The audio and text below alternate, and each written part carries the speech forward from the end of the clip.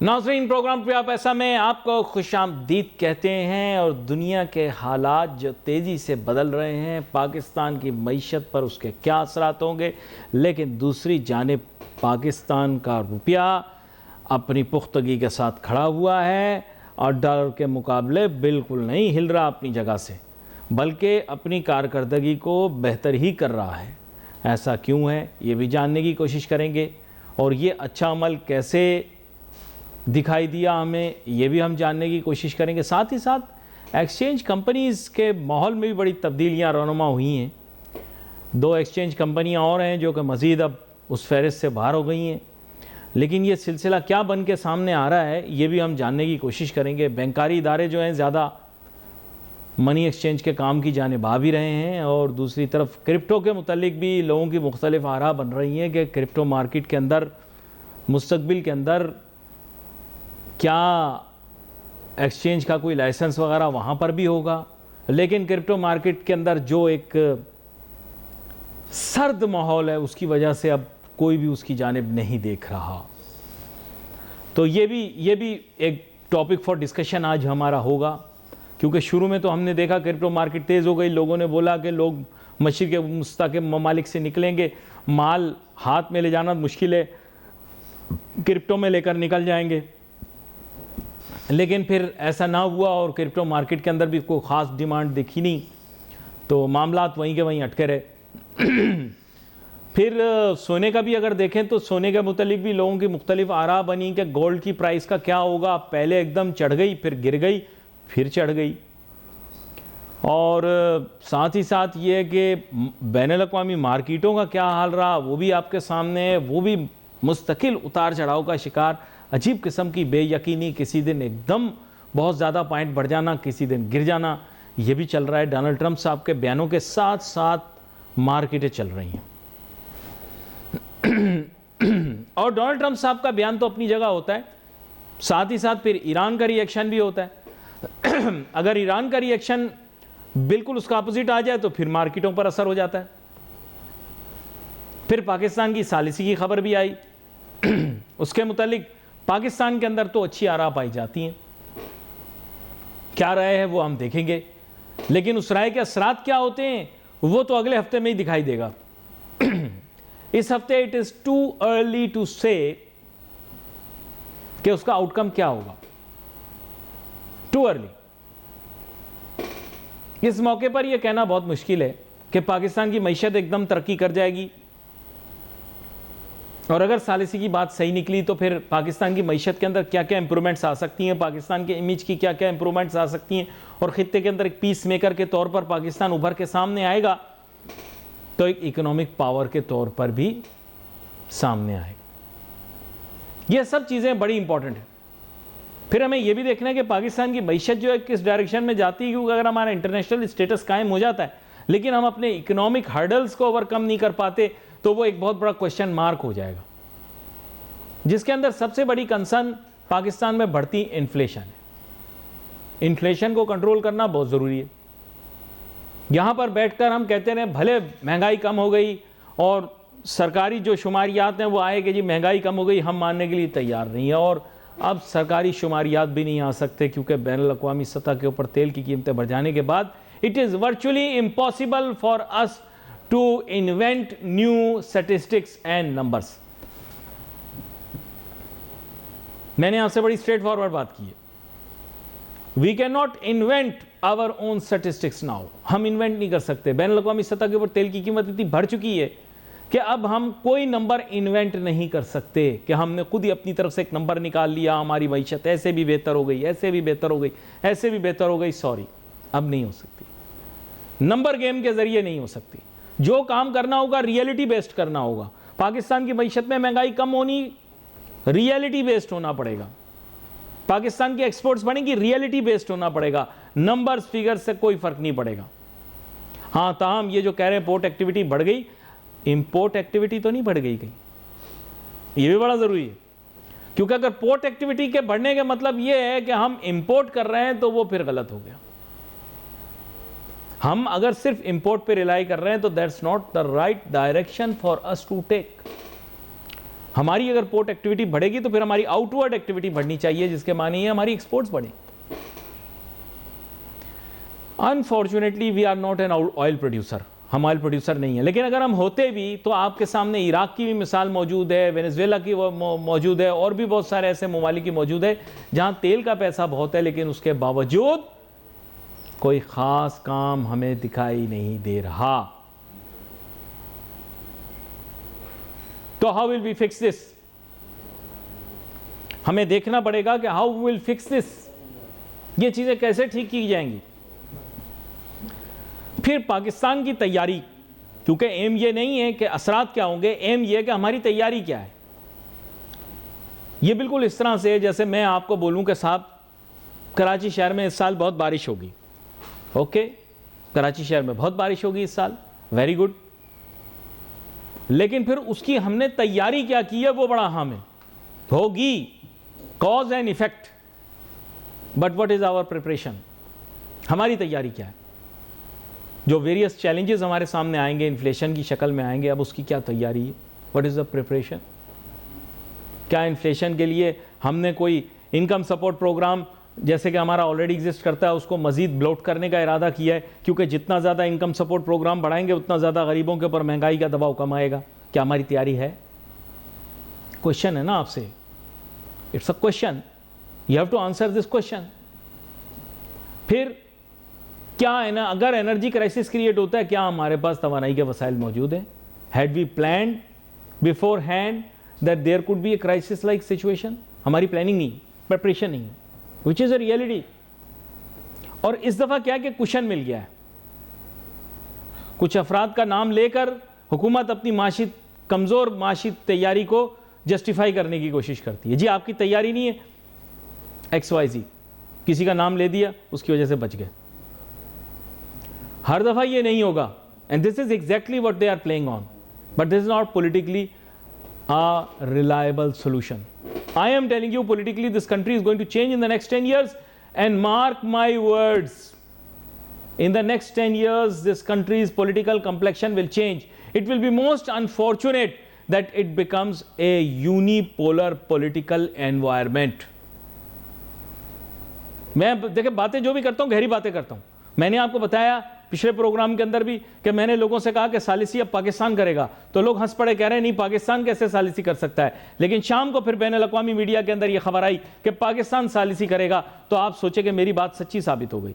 नाउज़ुबिल्लाह, गैब का इल्म किसी के पास नहीं, किसी इंसान किसी बशर के पास नहीं है, वो सिर्फ मेरे रब के पास है। इंसान अपने मुशाहिदे और तजुर्बे से बात करता है। लेकिन मैंने आपको कहा we don't have a choice, we have to be the person और the country to somehow make both the countries meet on a single point agenda, that is peace.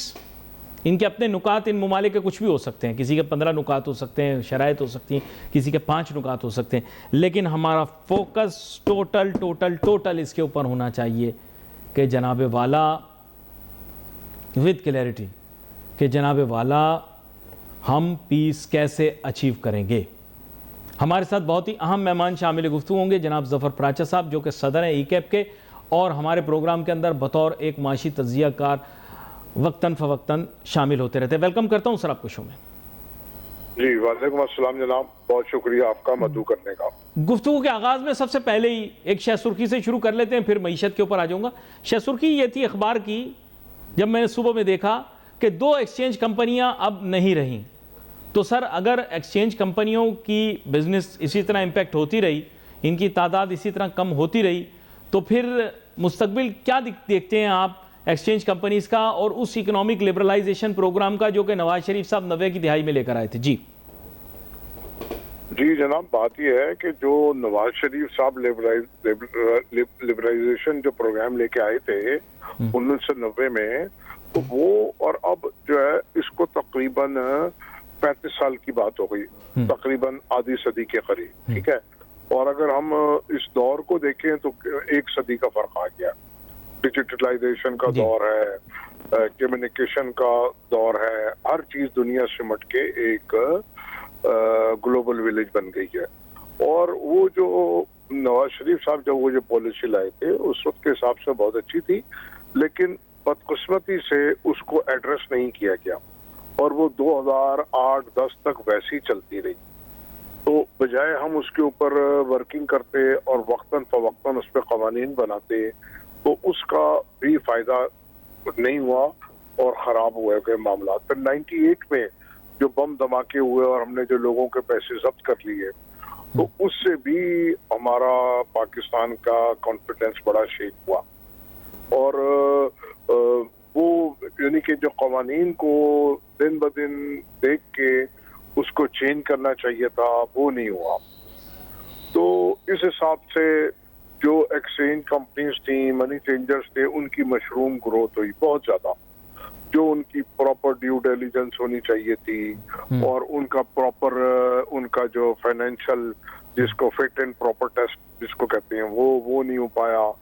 फिर बदकिस्मती से हम फटाफ के अंदर चले गए। तो ये बहुत सारी चीजें हैं जिनको हमने सही वक्त पे एड्रेस नहीं किया। तो अब क्योंकि पाकिस्तान फटाफ में भी रहा, ग्रे लिस्ट में रहा, तो इन सब चीजों को मद्देनजर रखते हुए जो हमारे रेगुलेटर्स फैसला कर रहे हैं, तो वो बेहतर समझ के फैसले कर रहे हैं। तो इस वक्त जो हालात हैं, खास तौर पे कहीं खुदा ना करे हम दोबारा से ग्रे लिस्ट में ना चली जाएं, तो इसलिए ये सारी चीजों को वक्तन फवक्तन देखना पड़ता है। अच्छा, एक और सुर्खी भी मेरे नज़र से गुजरी कि there was some illegal network that was working, that was using Iran's currency and was doing this business of money exchange. आपकी नज़र से भी गुजरी होगी। What is this all about? काफ़ी बड़ी खबर शाया हुई अखबार में, छापा पड़ा। और जी एक्चुअली देखिए, जो ईरानी करेंसी है, वो बात यह है कि ईरानी करेंसी हो या कोई भी हो, बात यह है कि जो लाइसेंस होल्डर नहीं है और वो इसका काम कर रहे हैं, तो वो इलीगल है। जिनके पास लाइसेंस है वही करेंसी का काम कर सकते हैं। लेकिन ईरानी रियाल हमारी कंट्रोल लिस्ट में है या नहीं है? जी, हमारी लिस्ट में है, बिल्कुल। अच्छा। हमारी कंट्रोल लिस्ट में है ईरान के, और उसकी सेलिंग बाइंग होती है। अच्छा, ठीक है। लेकिन जो कन्फिस्केट की गई हैं और चीजें की गई हैं, वो इलीगल जो लोग थे उनसे की गई है। तो ये बात है। वैसे करेंसी अगर आप करेंसी एक्सचेंज से लेंगे तो उसमें कोई ऐसी बात नहीं है, बाय करें सेल करें, जो भी इस वक्त प्रेजेंट कवानीन है उसके तहत। पहले हमारे यहाँ मार्केट बहुत ज्यादा फ्री थी, अब उस पे काफी ज्यादा जो है हमारे जो रूल्स एंड रेगुलेशन है वो चेंज हो गए हैं। तो उसके मुताबिक आप इजीली कर सकते हैं, कोई ऐसी बात है नहीं। और हर चीज का एक वक्त होता है। तो इस वक्त जो है, जो हमारे फॉरेन एक्सचेंज के रिजर्व्स हैं या जो हमारा एफडीआई है या और दीगर ममालिक में इंटरनेशनली चेंज आ रहा है, तो इस वक्त इसको कंट्रोल करना जरूरी है। देखिए, मैं इसका सारा का सारा क्रेडिट तो एस्टेब्लिशमेंट को दूंगा, फील्ड मार्शल को, आईएसआई के चीफ को, उनकी टीम को, स्टेट बैंक को, और फिर साथ साथ जो प्राइम मिनिस्टर हैं उनको इस बात का क्रेडिट यूं जाता है कि वो उनकी पॉलिसीज को फॉलो कर रहे हैं। जो एडमिनिस्ट्रेटिव मेजर्स थे, नहीं तो आप अपने पड़ोसी मुल्क में देख लें, इंडिया में पेट्रोल की क्या हालत है। गो के वो ईरान से भी ले रहा है, ये भी कर रहा है, जो कि रशिया से भी ले रहा है। उसके बावजूद आप देखें वहाँ किस पूरी तरह मैनेजमेंट और गैस की शॉर्टेज है, पेट्रोल की, और लाइनें लगी हुई हैं कतारों लंबी लंबी मीलों की। तो ये क्रेडिट आपको देना पड़ेगा। जब आपके यहाँ इंडिया और पाकिस्तान जंग लगी, तब भी कोई अनरेस्ट नहीं हुआ, कोई राशनिंग या कोई कुछ नहीं हुआ, अल्हम्दुलिल्लाह। और आज भी आपका मुल्क बहुत स्मूथ जा रहा है। तो ये मैं उनकी एस्टेब्लिशमेंट की या आर्मी की को मद्दासराई नहीं कर रहा। जो फैक्ट्स हैं मैं उसके ऊपर बात कर रहा हूँ कि फैक्ट ये है कि वो इस वक्त बेहतरीन कंट्रोल कर रहे हैं। इवन देन कि अभी पिछले दिनों बात हो रही थी उस पे कि जो शिपिंग लाइंस थी, उन्होंने, या शिपिंग एजेंट्स जो वो लूट मार इन्होंने मचा दी थी, या $2,000 का 8,000, 10,000, तो उसको भी उन्होंने एड्रेस किया है। और फिर बैंक्स की तरफ मैं आऊंगा कि जो आपका इंटर बैंक है, देखिए बिल्कुल स्मूथ है और ग्रेजुअली आपका रुपया स्ट्रांग हो रहा है। ये एक बहुत बड़ी बात है।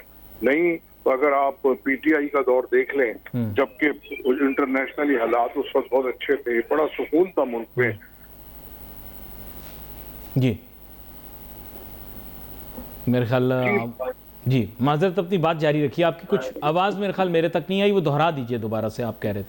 जी मैं ये कह रहा हूँ कि जो पीटीआई का दौर था जी, उसके अंदर सिर्फ मुल्क में थोड़ा बहुत अनरेस्ट पैदा करके बैंक्स ने और दीगर इदारों ने खूब पैसे बनाए, जबकि इस वक्त इतने सख्त बैंक का रेट है जी, वो बिल्कुल स्मूथ है अपनी जगह और ग्रेजुअली नीचे आ रहा है।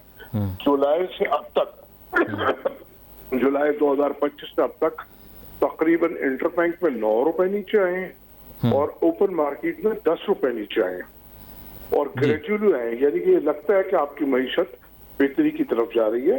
इसमें स्टेट बैंक का भी रोल है और क्योंकि वो उनका साथ दे रहे हैं, एस्टेब्लिशमेंट का हमारा भी है और ओवरऑल बेहतरी वाली बात है। नहीं तो अगर आप देखें तो दुनिया में अफरा तफरी भी है, करेंसीज के मामला भी खराब हैं। जी जी, गोल्ड को देख लें कैसा ऊपर नीचे हो रहा है, जी जी, ऑयल को देख लें, लेकिन आपके मुल्क में अल्लाह का करम है कि स्टेबिलिटी है और हर चीज की वाफिर मिक़दार में अवेलेबिलिटी है। जी हाँ, अब हमको चाहिए, गवर्नमेंट जो लॉकडाउन की बात कर रही है तो हम लोगों को भी चाहिए कि हम अपने जो मार्केट्स की जो टाइमिंग है, मुझे नहीं समझ में आता कि हमारी हुकूमत जब भी लोगों के फायदे की बात करती है तो हमारे सो कॉल्ड ट्रेड एसोसिएशन जो हैं वो सड़कों पे आ जाते हैं अपना नाम छपवाने अखबार में। नहीं, आप मुझे सच सच बताएं, ये जो अभी कह रहे हैं कि पेट्रोल पंप बंद कर देंगे, तो ये तो गैर जिम्मेदाराना काम नहीं है कि मुल्क मुश्किल में है और ये अपने धंधे और कारोबार की बात कर रहे हैं, कारोबार के अंदर कह रहे हैं हम अपने मुनाफे में कोई कुर्बानी नहीं देंगे, आवाम को कह रहे हैं आप कुर्बानियां दें, गलत नहीं है क्या ये? जी बिल्कुल गलत है। ये मुनाफे में कमी की तो दूर की बात है, ये तो मुनाफा बढ़ाने की बात कर रहे हैं। आज मैं पढ़ रहा था, वो कह रहे हैं कि हमें 5% कमीशन दें, यानी कि मुल्क दुश्मन लोग, मुल्क दुश्मन सरगर्मी, माशी दहशतगर्दी फैलाने वाली बात है। तो मैं समझता हूँ कि एस्टैब्लिशमेंट इनको भी बुलाएगी तो ये भी ठीक हो जाएंगे, नहीं तो ये सारे माफियाज, कार्टेल्स जो आपकी इलीट। अच्छा, अगर कीमत बढ़ा देंगे तो ये पेट्रोल पंप खुले रखेंगे, ये तो नाइंसाफी है ना। ये तो मतलब ये है कि फिर they are playing into the hands of those people who want to exploit the situation. इनसे अच्छे तो वो ईरानी कौम है, ठीक है, वो स्टोर्स पर उन्होंने लिख के लगा दिया कि आप आज चीज ले जाएं और पैसे जंग के बाद दे दीजिएगा। तो ये तो अलमिया है हमारे मुल्कों का। जैसे मैंने आपसे कहा, एस्टेब्लिशमेंट ने जिस इदारे को एड्रेस किया है वो सही हो गया है, चाहे उसमें बैंक्स हो, एक्सचेंज हो और शिपिंग कंपनीज हो। अब ये पेट्रोल वालों को भी बुलाना पड़ेगा, इनको बुला लेंगे तो इंशाल्लाह ये भी ठीक हो जाएंगे। और अगर इन्होंने यहाँ रहना है तो रहें, नहीं तो पेट्रोल पंप गवर्नमेंट को चाहिए कि टेक ओवर कर ले, कोई मसला नहीं है और चलता रहेगा, क्योंकि इनका को प्राइस कमती बढ़ती होने से इनका मार्जिन तो कम नहीं हो रहा ना। वो जो प्राइस अगर बढ़ेगी तो इनको भी मार्जिन मिलेगा, कम होगा तो इनको भी मार्जिन मिलेगा। हाँ, अब ये जो ब्लैकमेलिंग चाहते हैं, कमीशन, देखिए ना, इतनी बुरी बात करना, इतनी गैर जिम्मेदाराना इस मुश्किल वक्त में जब दुनिया में जंग का आलम है, पाकिस्तान मुश्किल में, ये बात कर रहे हैं, बढ़ाने की बात कर रहे हैं बजाय कम करने के। और साथ खड़े, और खुदा ना करे जंग लग गई या जैसा हालात खराब हो गए तो ये लोग तो लोगों की खाल भी उतार लेंगे। ये लोग तो जिम्मेदारी का मुजाहरा करना चाहिए सबको और होर्डिंग से बाज रहना चाहिए।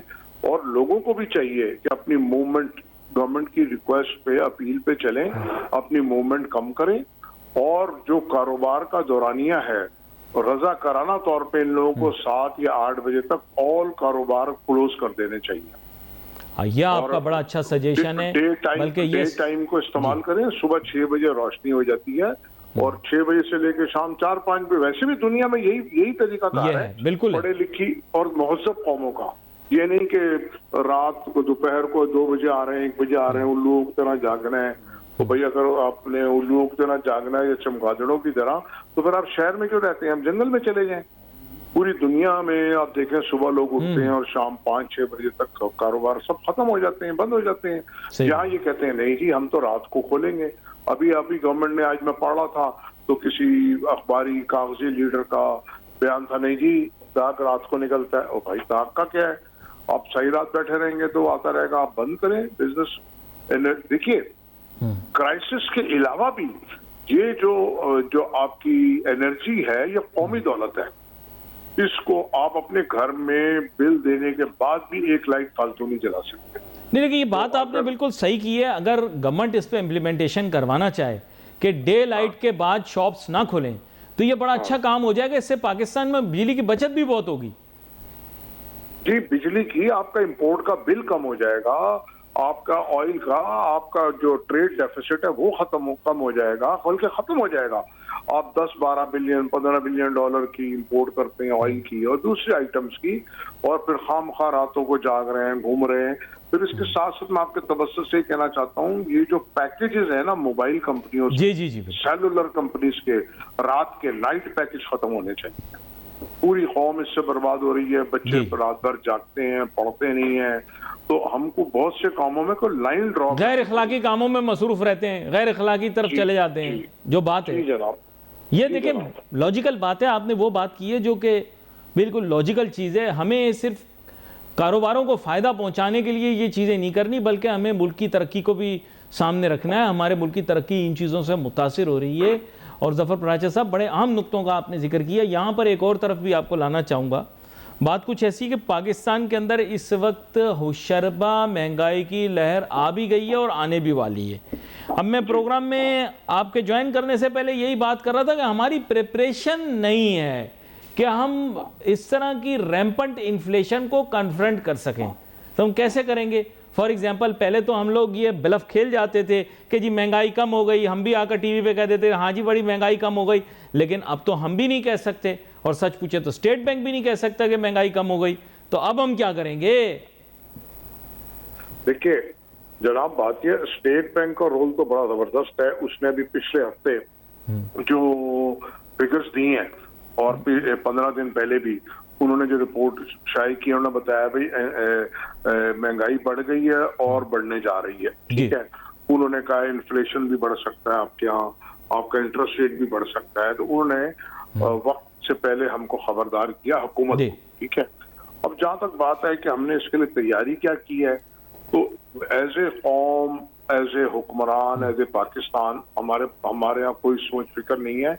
हाँ, महंगाई करने की तैयारी हमारे यहाँ जो कारोबारी लोग हैं उन्होंने की हुई है पहले से, उनकी प्लानिंग भरपूर है। ये जैसे मैं मिसाल दूंगा ये पेट्रोल पंप वालों की, इनको शर्म नहीं आती कि इन्होंने कहा जी हमारी आप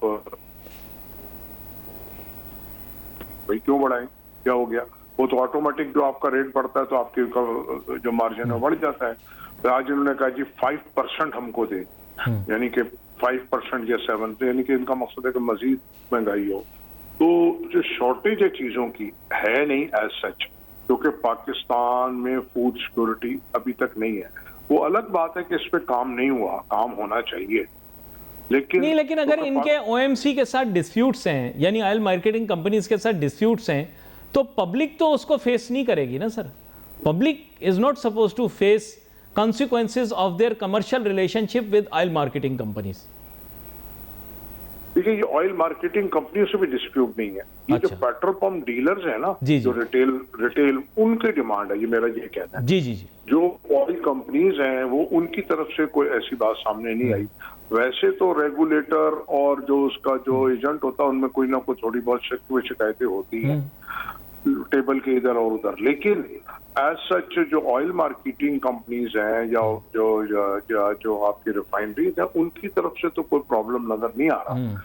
ये जो आपके पेट्रोल पंप जो रिटेल जो प्रॉब्लम है, जो पेट्रोल पंप्स हैं, उन्होंने मुतालबा करा है कि हमारा मार्जिन बढ़ाएं। ठीक है, तो ऐसा क्या हो गया भाई कि वो आपका मार्जिन बढ़ाएं? अगर 200 का पेट्रोल है, मिसाल आपको 10 रुपए बचते हैं, 300 का पेट्रोल है तो आपको 12-14 वही परसेंटेज से आपका बढ़ जाता है, कम हो जाता है। तो इसी तरह जैसे अगर आप लोकल मार्केट्स में देखें, चाहे जोड़िया बाजार हो, चाहे कुछ और हो, या शालमी और लाहौर की, वो रेट होर्डिंग और होल्डिंग जो मैंने कहा है ना आपसे, ये वो लोग करते हैं। अभी से लोगों ने तैयारी शुरू कर दी है। और जी बिल्कुल, लोग बड़े परेशान हैं, बेचैन हैं। लोग पेट्रोल डलवा रहे हैं गाड़ियों में, जा के रात को देर से जा रहे हैं पेट्रोल पंपों पे, जल्दी जल्दी गाड़ियां भरवा रहे हैं जितनी ज़रूरत नहीं है, बल्कि उससे और मजीद किल्लत पैदा होगी। आपको पता है जो एक अजीब किस्म की बेताबी ये हाइप है पेट्रोल पंप्स ने क्रिएट की है ना, इन्होंने हाइप क्रिएट की है। पेट्रोल की तो कहीं पे भी किल्लत नहीं है, ठीक है। ये रोज खबरें चला रहे हैं, सोशल मीडिया पे चला रहे हैं ताकि इनका ज्यादा से ज्यादा पेट्रोल बिके और हाइप क्रिएट करके पेट्रोल पंप बंद करके और अपनी डिमांड्स को करें पूरा। तो ये एक्चुअली मैनिपुलेशन और स्पेकुलेशन ये खुद कर रहे हैं गवर्नमेंट की तरफ से। तो आपके देखे ना, आपके ऑयल के जो बाउजर्स हैं, शिप्स हैं, वो भी आ रहे हैं रेगुलर पाकिस्तान में। कल परसों भी आया, रेगुलरली कोई 12-15 जहाज आ चुके हैं और आगे भी आ रहे हैं। तो फिर ना आपको कोई कहीं किल्लत नजर आई है पेट्रोल की, ना मुझे नजर आई है। हाँ, अगर आप मीडिया देखें, सोशल मीडिया देखें, उसमें जरूर हाइप, उसमें बहुत हाइप क्रिएट की हुई है। जबकि फैक्ट्स एंड फिगर्स ये नहीं कहते हैं, जो फैक्ट्स जो हैं वो बिल्कुल ऐसा नहीं है। हाँ, हमारी जिम्मेदारी बनती है कि हम बेजा उसको स्टोर ना करें, बेजा खर्चा ना करें और कोशिश अच्छा, गवर्नमेंट ने मेंटली प्रिपेयर कर दिया अवाम को कि we will go for some kind of lockdown. So if they go for lockdown, जो उसके खदोखाल हैं आपने सुने भी होंगे, उसके खदोखाल शायद इस नोयत के होंगे कि perhaps it will be like a situation we faced 4-5 years ago, but at least God forbid खौफ व ख़तरा उस नोयत का नहीं होगा, but still that will be the nature of the issue and the problems। तो क्या कहते हैं आप इस बारे में? देखिए जी, इस पे मैं ये कहता हूँ कि हमको डिजिटलाइजेशन की तरफ जाना है, ठीक है। और ये लॉकडाउन चले, इसी बहाने से इस पे काम हो जाए। ये जो खास तौर पर जो सरकारी दफातर है, एक खत वहां पहुंचाना है, फिर उसको फॉलो करना है, फिर जाना है। तो आप डिजिटलाइजेशन की तरफ चले जाएं, आपका वक्त भी बचेगा, आपका एनर्जी भी बचेगी, आपका इंपोर्ट का बिल भी बचेगा, बहुत फर्क पड़ेगा। अच्छा, मैं एक मिसाल देता हूं आपको। हाँ, कंस्ट्रक्शन इंडस्ट्री है पाकिस्तान की। एक बात काट रहा हूं जी बाबा काट। हाँ, ये जरूर होगा कि जो सरकारी दफातर में जो रिश्वतखोरी है या ब्लैक मेलिंग है वो कम हो जाएगी जब आप उसको सिस्टम पे डालेंगे और उसका जवाब आपने देना है। चक्कर लगाने वाला बंदा नहीं होगा, तो उनके पैसे नहीं बन रहे होंगे। अभी मैं एक सरकारी दफ्तर से आ रहा हूँ, तो वहाँ पे जनाब नीचे गेट से, चपरासी से लेके ऊपर तक सलाम वो इतने करते हैं, आदमी शर्मिंदा होकर पैसे दे देता है जी। तो यानी कि आप कई दफा भी सोचता है कि भाई मैं जाऊं या ना जाऊं, जाऊंगा तो 2-4 हज़ार रुपये। चले, इसी बात से आपने सरकारी दफ्तर का नाम लिया तो BCA की बात कर लेते हैं। जो BCA जाहिर बात है वहाँ पर लोग जाते हैं, कंस्ट्रक्शन इंडस्ट्री का समझे हब है कराची। तो नक्शे तो सारे के सारे हमारे कंसल्टेंट वगैरह बना के देते हैं कंप्यूटर पे। जो सारी ड्राइंग होती हैं इलेक्ट्रिकल की, जितनी वो सारी की सारी बनी हुई होती हैं। आर्किटेक्चरल ड्राइंग भी सारी बनी हुई होती है, इंजीनियर भी सारी ड्राइंग बना के देता है डिजिटल। हम उसका प्रिंट निकाल के वहाँ पर जमा करवाते हैं, चक्कर लगाते हैं, लाइनों में खड़े रहते हैं। तो क्यों ना अच्छा हो कि वो भी टोटल डिजिटल हो जाए। मुझे पता नहीं कि अभी वो कितने डिजिटल हैं, आप मुझे बताएंगे, क्योंकि नक्शे तो कंप्यूटर से वो किए जा सकते हैं जमा, जैसे बाहर के मुल्कों में करते हैं। देखिए, मैंने आपसे कहा अगर आपने डिजिटल कर दिया तो खाली SPCA में जो रोज की करोड़ों रुपए की रिश्वत है वो बंद हो जाएगी। मेन रिश्वत नहीं कह रहा मैं, मेन जो सिस्टम है, जो रिश्वत का सिस्टम चलता है हमारे हुक्मरानों के जेर निगरानी, उनकी मर्जी से, उसकी मैं बात नहीं कर रहा। जो रोज की आर जार के करोड़ों रुपए हैं वो खत्म हो जाएंगे। डिजिटलाइजेशन की मैं बात करूंगा अगर सिस्टम की, तो अगर आप लाहौर को देखें, LDA को, वन विंडो है, आप जमा कराएं, आपके घर का नक्शा आपको पंजाब में तकरीबन सारे डिस्ट्रिक्ट्स में ये हो चुका है। पाकिस्तान, आप पंजाब में जमा कराएं जी, आप वहां जमा कराएं नक्शा अपने घर का विंडो पे, और वहीं से आप 10-12 दिन 15 दिन में आपको ऑटोमेटिक मिल जाता है, ठीक है जी। और वही यहाँ पे अगर आपने यहाँ पे पहिए नहीं लगाए, पैसे नहीं दिए, तो 5 साल भी आपका नक्शा पास नहीं होगा। घर का नक्शा भी पास कराना हो तो 15-20 लाख रुपए चाहिए। मुझे नहीं समझ में आता कि इस बात की कंप्लेंट हमारे बिल्डर्स भी कर चुके हैं, चीफ ऑफ आर्मी स्टाफ से भी कर चुके हैं, हर फोरम पे कर चुके हैं। फिर उनके ऊपर जो बात करता उनके काम भी रुक जाते हैं, उनके ऊपर पर्चे भी कट जाते हैं। अभी हमारे जो आबाद के चेयरमैन हसन बख्शी साहब, उनके ऊपर बलूचिस्तान में पर्चा कटवा दिया एक उसने लैंड ग्रैबर ने, तो वो शायद कभी गए भी नहीं होंगे वहां। तो ये भी इस वजह से भी लोग नहीं आवाज उठाते।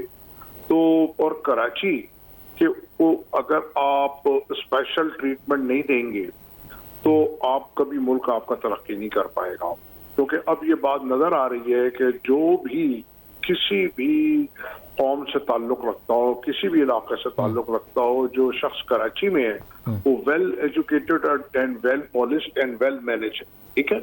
इंटरनेशनल पोर्ट जहाँ पे भी सी पोर्ट्स होते हैं वहां पे आपको क्रीम मिलती है, चाहे कारोबार के हो, चाहे सरकारी अफसरान हो, चाहे लेबर हो, चाहे स्किल्ड हो, जो भी हो, ठीक है ना, चाहे प्रोफेशनल्स हो। ये कुदरती बात है कि जो भी सी पोर्ट होता है वहां पे आपको एक्सपर्टीज मिलती है।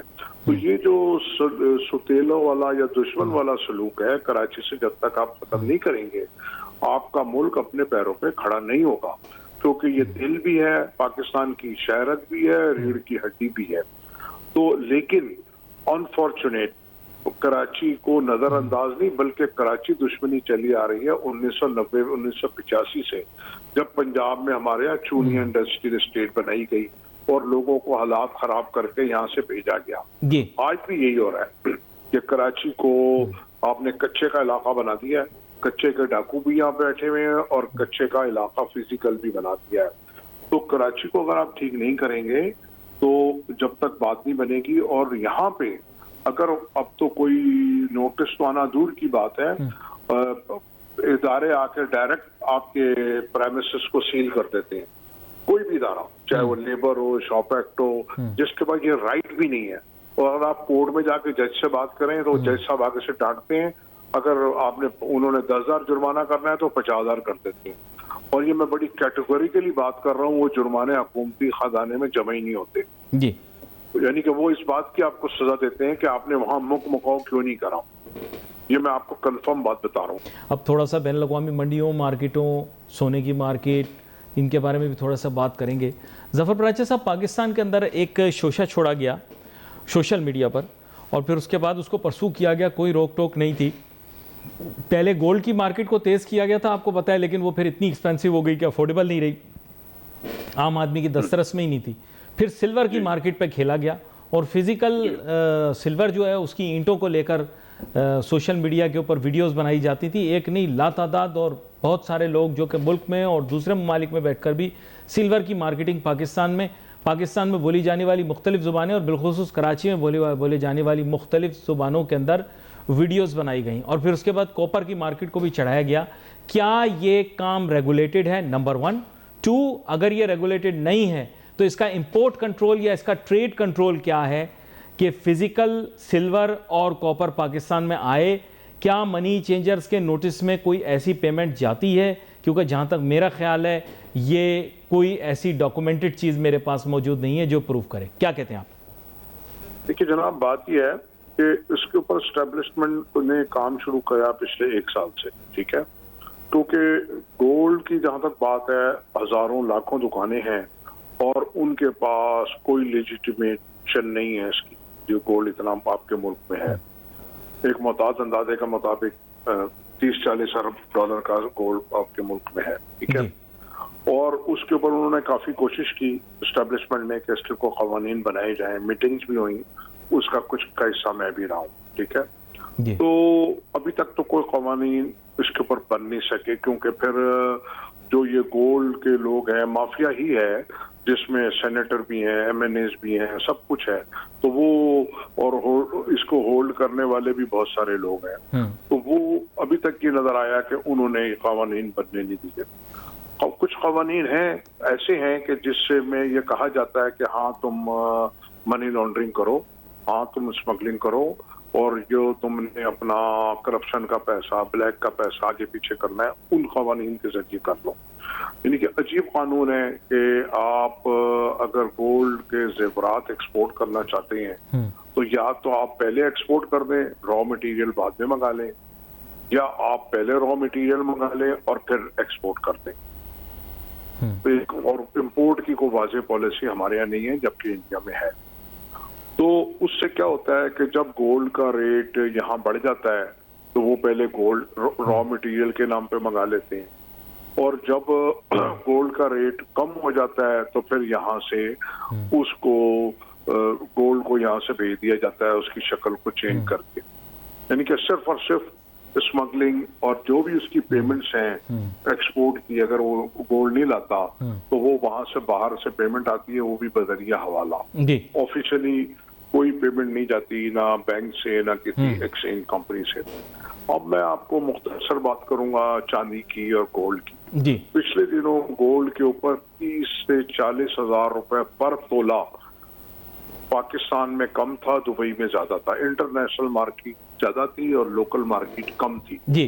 तो यहाँ से गोल्ड स्मगल हुआ टिका के, और जो चांदी थी वो 5-6 हजार रुपए तोला यहाँ पे बढ़ती बिक रही थी 50% प्राइस पे ऊपर।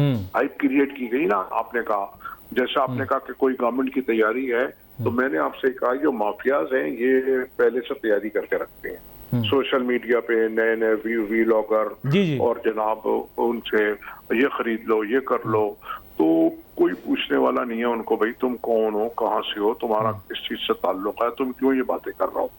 यानी कि मैं इसको ये कहता हूँ कि ये फाइनेंशियल टेररिज्म है, माशी दहशतगर्दी है कि इन हालात में लोगों को हाइप क्रिएट करना, परेशान करना, दौड़ लगाना। तो गोल्ड यहाँ से स्मगल हुआ और वहां से चांदी स्मगल होके आई।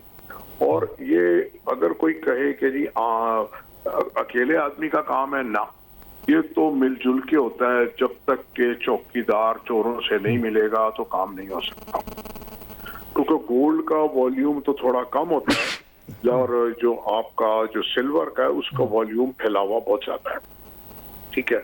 तो ये तो हो नहीं सकता कि बगैर लोगों के मिले ये इस तरह हो। तो कीमती ज़र मुबादला आपका मुल्क का इस तरह चला जाता है, और जो एक्चुअल आपकी एक्सपोर्ट है गोल्ड की, जेवरात की, वो ना होने के बराबर है। जबकि यही जो हमारा पड़ोसी मुल्क है इंडिया, वहाँ पे एक एक फैक्ट्री में 6-8 हजार लोग काम करते हैं जी। और आप जाएंगे तो आपको इंडिया की ज्वेलरी गोल्ड की और आर्टिफिशियल मिलेगी, और उनकी बहुत बड़ी ऑफिशियल एक्सपोर्ट है जी।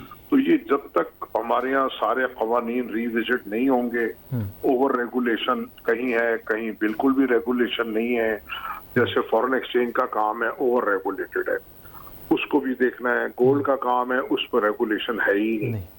फिर आपके जो ये जो गल्ला मंडी है या जो गंदम है, दूसरा है आपके एग्रीकल्चर है, वहाँ पे कोई कवानीन नहीं है, वो टोटल कैश के ऊपर है। उसके अंदर आपका टेररिज्म का पैसा भी है, मनी लॉन्ड्रिंग का भी, मनी लॉन्ड्रिंग भी उसके जरिए हो रही है, उसके अंदर आपकी ब्लैक मनी भी है, करप्शन भी है। और यही वजह है कि आपके यहाँ जो ये खाने पीने के आइटम है महंगा होने के, और वो सारा कैश पर डिपेंड है। तो ये बिल्कुल रिस्ट्रक्चरिंग की जरूरत है, सीरियसली जरूरत है। और मैं नहीं समझता कि जो ये आपके यहाँ कार्टेल इतने बड़े बड़े बन गए हैं, शुगर के, गंदम के, और ये आपके अब जो नया गोल्ड का आ गया, सिल्वर का आ गया, फिर जो आपके ये बिटकॉइन, क्रिप्टो, इतनी ज्यादा, और फिर जो मुख्तलिफ इदारे उनके खिलाफ काम कर रहे हैं उनको पकड़ने के लिए, तो वहां पे भी ये शिकायत आ रही है रोज बरोज कि वो उनसे माकूल पैसे लेके छोड़ देते हैं या वो उसमें हिस्सेदार बन जाते हैं जी। तो आसान करें काम को, जहाँ पे बेजा पाबंदियां लगी हुई हैं वो खत्म होनी चाहिए। गोल्ड की प्रॉपर इंपोर्ट की पॉलिसी होनी चाहिए, 1-2%, 3% तक उस पर ड्यूटी होनी चाहिए। और जो एक्सचेंज कंपनीज हैं जैसे गल्फ में इंपोर्ट करती हैं बाकायदा, क्योंकि स्टेट बैंक के कंट्रोल्स बहुत अच्छे हैं। जो स्टेट बैंक के जहाँ जहाँ रेगुलेटर है और जहाँ नहीं है स्टेट बैंक रेगुलेटर, तो वहाँ पे उनको बढ़ाना चाहिए, तो वो बेहतरी आ जाएगी। एक्सचेंज कंपनीज के जरिए गोल्ड का इंपोर्ट होनी चाहिए, और जो एक्सपोर्ट करते हैं ज्वेलर्स वो खुद करें और उसकी बाकायदा पॉलिसी क्लियर एंड क्रिस्टल हो। और जो ये गोल्ड कैरी करते हैं बाय हैंड वो बंद होना चाहिए, थ्रू प्रॉपर शिपमेंट होना चाहिए, और उसकी स्क्रीनिंग और उसकी वैल्यूएशन वगैरह हो। जैसे हम करेंसी एक्सचेंज एक है हमारा, पहले ये भी बाई हैंड जाता था जो मैंने बंद करवाया। मैंने कह के गवर्नमेंट से थ्रू जो आपके इंटरनेशनल कोरियर्स कंपनीज हैं उनके थ्रू अब जाता है बाकायदा शिप होके। पहले उसको स्टेट बैंक का ऑफिसर भी चेक करते हैं और फिर कस्टम वाले भी करते हैं, 3-4 जगह से गुजर के वो जाता है।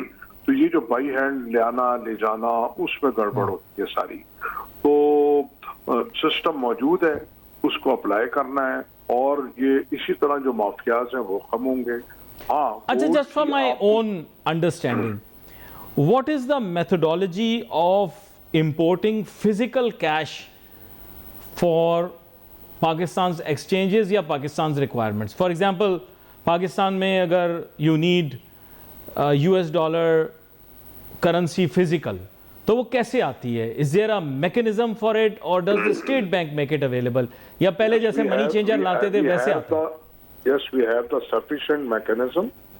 हमारे यहाँ से जो अदर देन डॉलर जो करेंसी जाती है एक्सपोर्ट होती है अदर देन डॉलर, वो बाकायदा आप उसको ब्रिंक्स कह लें या उसको कुछ और कह लें, उनके थ्रू ये होता है। इस टाइप की जो कंपनीज हैं इंटरनेशनल, ठीक है, वो कैरी करती हैं एयरपोर्ट पे ले जाके, उसकी वो स्क्रीनिंग और काउंटिंग सब होती है, फिर वो पैक होके और वो थ्रू बायर जरूर जाता है लेकिन वो एयरलाइन के थ्रू उनकी सेफ कस्टडी में जाता है, बॉक्सेस सील होके। और इसी तरह अगर हमें डॉलर चाहिए फिजिकल तो वो भी बाई हैंड नहीं आते, वो भी थ्रू शिपमेंट आते हैं, आसान अल्फाज में ये कहूँगा जी। और वो वहाँ से प्रॉपर वहाँ पे उनकी जिस मुल्क से आता है वहाँ पे उसकी स्क्रीनिंग होती है उनके लॉज के मुताबिक, डॉक्यूमेंटेशन, वेरिफिकेशन, और यहाँ पे भी जब वो आता है तो उसकी यहाँ पे कस्टम क्लियरेंस और जो दीगर स्टेट बैंक जो भी दीगर इदारे। अच्छा, मैंने सुना है कि इन सब ट्रांजैक्शंस का हब था दुबई। अब दुबई के हालात ख़राब हो गए, तरसीलात और पाकिस्तान की डॉलर रिक्वायरमेंट जो थी उसको अब कैसे पूरा करेंगे? क्योंकि UAE was the hub for Pakistan business abroad, मेरा ऐसा ख्याल है। I don't know, may be you. पहली बात तो यह है कि कोई शॉर्टेज नहीं है, ठीक है, और दुबई में जो आना जाना है थ्रू बायर शिपमेंट चल रही है। अच्छा। इसके अंदर जो मेन क्रेडिट है वो स्टेट बैंक को जाता है। ठीक है। 1-2 दिन बंद हुई थी, 3 दिन फ्लाइट्स, लेकिन उन्होंने जो शिपमेंट्स थी हमारी, लेकिन उन्होंने 30 से 4थे दिन से उसको बिल्कुल फिक्रमंदी के साथ, मेहनत के साथ उसको रीओपन करा दिया। नंबर 1। ठीक। नंबर 2 बात ये कि ठीक है, दुबई हब तो नहीं मैं कहूँगा, एक बड़ी मार्केट है, लेकिन दुबई के अलावा बहरीन भी है, अब आप कहेंगे वो भी मुतासिर है। जी जी, मुतासिर। सिंगापुर भी है, सऊदीया भी है, 3-4 मार्केट। कतर में भी बहुत सारे लोग काम कर रहे हैं एक्सचेंज का। जी जी, नहीं मैं कुछ और बात कहना चाह रहा हूँ, ऐसे तो पूरी दुनिया में काम हो रहा है। मैं जो हमारा जिनसे जो जाती है ना हमारी करेंसी, मैं तो अभी अपने मुल्क की बात कर रहा हूँ, तो हमारे पास 3-4 स्टेशन है, गल्फ के अलावा सिंगापुर भी है हमारे पास, ठीक है। तो और दूसरी बात ये कि कोई डॉलर की शॉर्टेज नहीं है। आप देखें रोज ग्रेजुअली इंटरबैंक भी कम हो रहा है और ओपन मार्केट भी कम हो रही है। ना हमारे पास इनफ्लोज का कोई प्रॉब्लम है, ना रेम। जी, आई थिंक आपकी आवाज़ मुझ तक नहीं आ रही, लेकिन बड़े अहम नुक्ते के ऊपर आपके साथ बात हो रही है। एहसन मेहनती साहब भी अभी हम ज्वाइन कर चुके हैं, किसी तारुफ के मोहताज नहीं है, फाइनेंशियल मार्केट्स के ऊपर बड़ा उबूर रखते हैं। वेलकम करता हूं आपको एहसन मेहनती साहब। Thank you. एहसन मेहनती साहब, बात कुछ ऐसी है कि अब तो हमला भी हो गया और जंग भी लंबी चल ली, बहुत सारी बातें सामने आ गई, पाकिस्तान की मईशत पर भी जो उसके असरात होने थे हुए भी, हो भी रहे हैं, आगे भी होंगे। There may be a very quick end to this war, there may be some kind of delay. What's your take on it and what will be the impact on Pakistan's economy? देखिए, I think कि इस वक्त तो हम थोड़ा सा कोई mixed activity देख रहे हैं। इकोनॉमी देखें तो इस वक्त सप्लाई के कंसर्न्स हैं। सप्लाई के जो कंसर्न्स हैं वो आपको नजर आ रहे हैं कि वो जो अनअवेलेबिलिटी ऑफ ऑयल है वो 2-3 रेट ऑयल के चला रही है। एक फ्यूचर्स का रेट है जो हम देख रहे हैं कि $100 के लगभग है। एक स्पॉट का रेट है ऑयल का जो $150 के लगभग है। तो अनफॉर्चुनेटली जो है हम देख रहे हैं कि जो इन्फ्लेशन है वो ये तमाम एशियन इकोनॉमीज में नजर आ रही है, पाकिस्तान में भी नजर आ रही है। तो आई थिंक इसका आउटकम तो यही नजर आता है कि ये इन्फ्लेशन बढ़ेगा तो इंटरेस्ट रेट बढ़ेंगे, इंटरेस्ट रेट बढ़ेंगे तो ये कैपिटल मार्केट के लिए आगे प्रेशर होता है, बिजनेसेस के लिए भी होता है, ग्रोथ के लिए भी होता है। तो पर्सपेक्टिव तो कोई पॉजिटिव नहीं है अनलेस कि ये इसकी रेजोल्यूशन हमारी जो आने वाले हफ्ते में मीटिंग है वो हम देखें कि कोई एक इस मिडिल ईस्ट कॉन्फ्लिक्ट को हम रिजॉल्व कर दें। तो आई थिंक कि हमारी ट्रांस भी IMF जो है वो लिंक्ड है और आई थिंक कि उसका जो अप्रूवल है वो हमारे लिए काफी पॉजिटिव हो सकता है। ऑलरेडी हमने अपने फॉरेन एक्सचेंज रिजर्व बिल्टअप कर दिए। Availability of oil supply significant या सफिशिएंट नजर आ रही है पाकिस्तान में। आई थिंक कि काफी हद तक गवर्नमेंट ने एफर्ट की है रुपी स्टेबिलिटी को मेंटेन करने में, फॉरेन एक्सचेंज रिजर्व्स को मेंटेन करने में और ऑयल सप्लाईज को मेंटेन करने में। तो हमारी फॉरेन पॉलिसी एक रीजन है जिसकी वजह से we appear to be the most stable nation as compare to India या फिर हमारे नेबरिंग कंट्रीज या एशियन टाइगर जो कहते हैं। जी अच्छा, यहाँ पर एहसन मेहनती साहब मैं बिल्कुल हटके बात करता हूँ जिसके बारे में पाकिस्तान में भी लोगों को पता भी नहीं है ज़्यादा, क्योंकि आप इन चीज़ों के अंदर इंटरेस्ट लेते हैं, इसलिए आपसे पूछ लेता हूँ। दुनिया में एक नई फाइनेंशियल मार्केट ने जन्म लिया है जिसका नाम है प्रेडिक्शन मार्केट, और ये जब से प्रेडिक्शन मार्केट सामने आई है लोग बड़े हैरान और परेशान हैं। चाहे स्टॉक एक्सचेंज हो, चाहे क्रिप्टो मार्केट हो, चाहे दुनिया के हालात हों, चाहे स्पोर्ट्स का कोई इवेंट हो, अब उन्होंने इसको सबको प्रेडिक्शन मार्केट में डाल दिया है। और ये बड़े चीज़ तो वही है, सच्ची बात है, कहना नहीं चाहिए, लेकिन शक्ल उसकी इन्होंने बदल दी है। They have made it into a regularised market और at least they have provided platforms for it. What is your view about it and what are the world's views about it?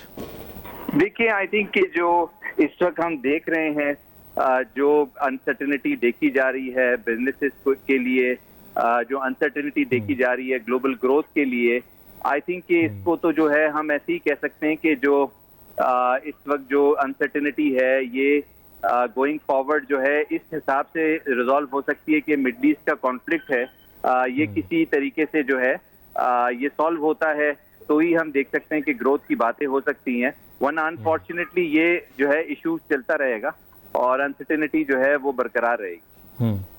अच्छा, यहाँ पर एक चीज़ ये भी है कि कल पूरा दिन टीवी देखता रहा, परसों भी, तो उन्होंने कहा कि जो ट्वीट आई या ट्रूथ सोशल पे जो बयान आया उससे 15 मिनट पहले लोगों ने तेल के सौदों में पैसे कमाए, और कल पूरा दिन बहस यही रही कि क्या इस जंग के अंदर दिए गए बयानात, चाहे वो किसी की तरफ भी हों, वो मार्केट को किस कदर मुतासिर कर सकते हैं। तो आपके ख्याल से क्या एक एक बयान जो है उसकी अहमियत अरबों डॉलर में है? देखिए, अनफॉर्चुनेटली ये जो जिस लेवल के लोग ये बातें करते हैं, आई थिंक कि उस लेवल के लोग कोई शॉर्ट टर्म के अंदर buying selling, I don't think so कि उससे डायरेक्शन कोई स्ट्रेटेजिक बनता है। स्टॉक मार्केट के अंदर जो है एक दिन में सारे शेयर बिक नहीं सकते, एक दिन में आप सारे शेयर ले नहीं सकते। तो ये करासे रहे हैं कि किसी का किसी ने पहले ले लिए होंगे डॉलर्स और किसी ने बेच दिएंगे, और इसको फिर जो है इसकी इन्वेस्टिगेशन भी बड़ी खतरनाक होती है, उसमें करियर्स भी जो है वो डिस्ट्रॉय होते हैं। तो आई थिंक कि ये काफी डिस्ट्रप्टिव बातें हैं। एक ये है कि आप जो है वो एक नेचर आप देखें कि एक यूएस लीडर है और उसकी जो स्टेटमेंट्स हैं, आई थिंक कि वो भी उसकी बहुत सारी रीजंस होती हैं। वो मार्केट्स को जो है वो जाहिर है स्पेशली ऑयल प्राइसेस को बढ़ने नहीं देना चाह रहा, जो हमें अपेरेंटली नजर आ रहा है। और जब कभी भी ऑयल प्राइसेस जो है फॉर एग्जांपल 122 के डॉलर पे गई थी, तो उसके बाद ये उन्होंने स्टेटमेंट दी थी कि ये वेरी नियर कंप्लीट है ये सारे जो कॉन्फ्लिक्ट हैं। तो आई थिंक कि वहां से हमने देखा था कि $80 पे ऑयल प्राइसेस आ गई। तो हमने जो है वो बहुत सारी चीजों को देखना है कि उनकी अपनी रिस्ट्रिक्शंस होती हैं या अपने टारगेट्स होते हैं। हम उनको मार्केट पॉइंट ऑफ व्यू से इसलिए देखते हैं कि जाहिर है हमारा काम मार्केट का है और उनका काम मार्केट का नहीं होता, उनका काम ओवरऑल जो है वो मैनेजमेंट ऑफ द इकोनॉमी की तरफ होता है। तो हम रियली कह नहीं सकते कि ये इसके अंदर कोई डिस्ट्रप्टिव मार्केट की जो है वो इसके अंदर हम पूरी वॉर लाइक सिचुएशन में ले आए, बट वी ऑल अंडरस्टैंड कि ये ऑयल बेस्ड वॉर है और इसके अंदर एनर्जी बेस्ड जो है रीजंस हैं इसकी प्रोसेसिंग में। तो उस हिसाब से हम देखें तो इसको हम कंप्लीटली निगलेक्ट नहीं कर सकते, बट कैपिटल मार्केट के अंदर तो बहुत सारा इसके अंदर अवेलेबिलिटी ऑफ सप्लाई का भी जो है वो रोल होता है। और फिर प्राइसेस भी 3-4 चल रही है, जिस तरह हमने डिस्कस किया कि स्पॉट का जो ऑयल है वो ओमान ऑयल का अलग प्राइस है $160 और दुबई ऑयल जो है $150, फ्यूचर ऑयल $100। तो आई थिंक कि ये सारे ऑयल्स को लेकर जो है पता नहीं लगता कौन सा जो प्लेयर है वो किस मार्केट के अंदर जो है वो स्पेकुलेशन करना चाहता है।